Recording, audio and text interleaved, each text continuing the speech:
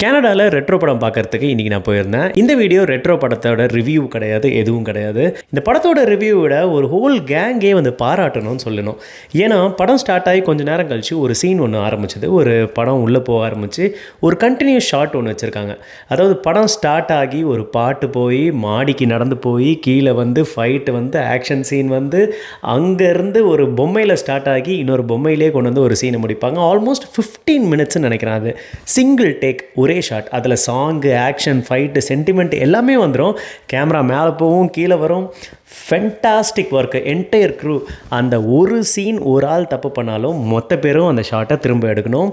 இது ஒரு பியூட்டிஃபுல்லான ஒர்க்கு. நிஜமாகவே அப்ரிஷியேட் பண்ணி ஆகணும் இந்த ஹோல் கேங்கை. ஒரே விஷயம் என்னென்னா, இந்த டேரக்டர் ஆல்ரெடி இந்த மாதிரி ஒரு படத்தை எடுத்துட்டாரு. அதே மாதிரி இன்னொரு படம் பார்த்த மாதிரி இருந்தது, அவ்வளோதான்.